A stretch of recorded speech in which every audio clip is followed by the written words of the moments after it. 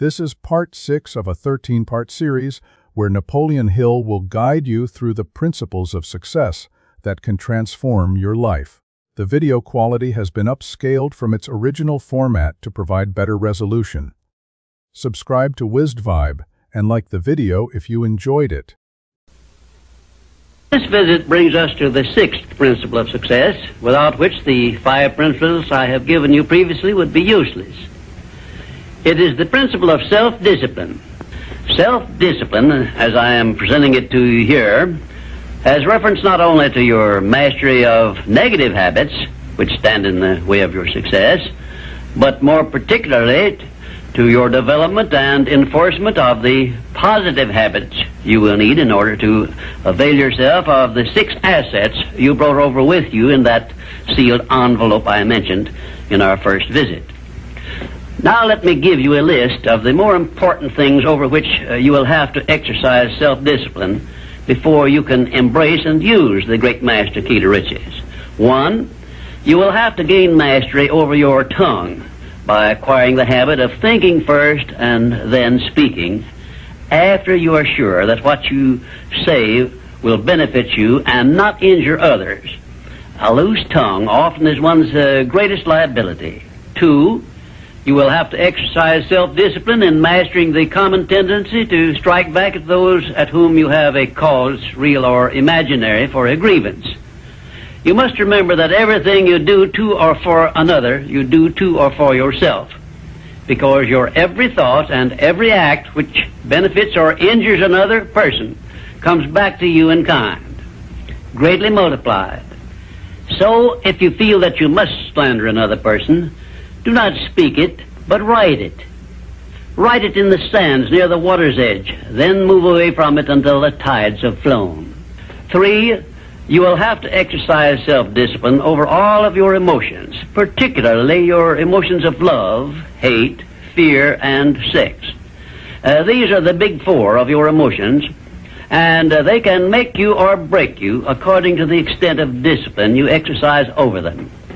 4, your mental attitude needs discipline and control at all times. Lacking this discipline, it can, and it often does, drive away friends, destroy opportunities to get ahead, brings on physical and mental illness, develops stomach ulcers, and makes peace of mind impossible. 5, I have reserved the emotion of sex for special mention, because failure to exercise self-discipline over this emotion probably heads the list of all the causes of personal failure. The emotion of sex is the most powerful of all emotions, and it is nature's great creative instrument with which all species of living things are perpetuated. The proper means of self-discipline of the emotion of sex is transmutation, the control and direction of this great emotional feeling toward the attainment of worthy purposes, such as the fulfillment of one's major purpose in life. The great leaders, artists, orators, industrialists, and professional people have learned the art of sex transmutation through the proper system of self-discipline. Because of the delicacy of the subject of sex emotion, I am limited as to the information I can give you about it on this visit, but I have covered the subject much more in detail in some of my books. And 6, your stomach also needs discipline through the proper habits of dieting and fasting, because information on dieting and fasting should come from your own doctor. I will not go into details concerning them, except to call your attention to the need for knowledge on this subject. Personally, I attribute my sound physical health mainly to the habits of dieting and fasting which I have developed through the years. And 7, you will need to exercise self-discipline in relation to religion and politics, because our country, which is the most acceptable form of society civilization has yet produced, is made up of people of varying beliefs in connection with both of these subjects. To be happy and prosperous in our country, we must learn to live and to let live, to give others the privileges we ask and demand for ourselves. And this often calls for strict discipline over self. 8, But I have reserved until the last my reference to the most important circumstances over which you must exercise the strictest of self-discipline if you are to embrace and use the great master key to riches. I have reference to your profound privilege of taking possession of your own mind and directing it to whatever ends you may desire. You cannot take possession of your own mind or direct it to definite ends without a practical system. I have devoted the better portion of my past life to the revelation and presentation of such a system. And I know that this system works because it has been successfully used by many millions of people throughout the world. The system is not only practical and workable, but it is so simple that anyone who is ready for it may master it and use it successfully. Its use does not call for a genius nor a great amount of formal education.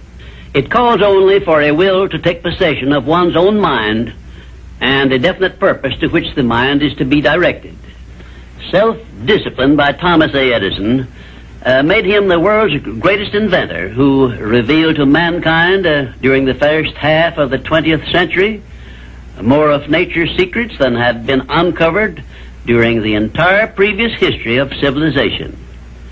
Self-discipline carried Wilbur and Orville Wright through a multitude of failures and enabled them finally to give the world its first practical airplane, an achievement which has made the world smaller and changed the entire trend of civilization. Self-discipline helped Helen Keller to triumph over deafness, blindness, and dumbness, a combination of afflictions such as most people never experience. Self-discipline helped me to carry on through years of heart-aching discouragement and defeat and give the world the first practical philosophy of success based on the know-how gained by hundreds of men and women who spent a lifetime by the trial and error method in discovery of the principles which lead to personal success. Self-discipline is among the top-ranking features of all the great religions, including, of course, the Christian faith. And there are some people who believe that our major purpose on earth is that of developing wisdom through struggle and self-discipline. One thing is certain: no one ever becomes very wise without the aid of self-discipline, and no one ever finds peace of mind and happiness without the strict exercise of self-discipline. Self-discipline is the only means of transmuting sorrow into faith. It is the only means by which we may transmute hatred of others into the milder emotion of sympathy for them. It is the only means by which we may reveal and profit by the seed of an equivalent benefit which comes with every adversity and every defeat. It is the only means by which we may shut out of our minds the deadly effects of past experiences of suffering and unpleasantness.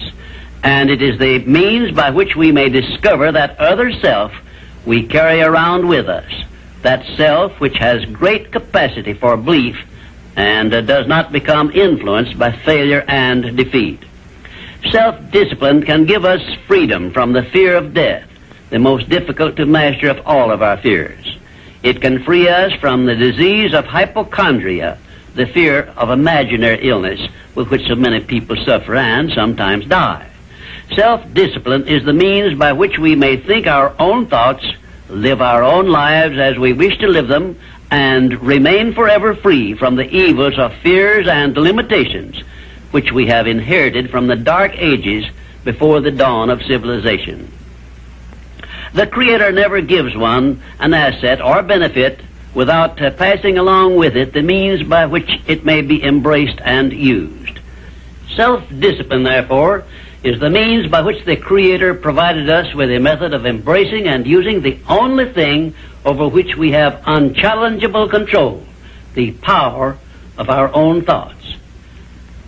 And now, until our next visit, may I remind you that the habit of taking the line of least resistance makes all rivers and some men crooked.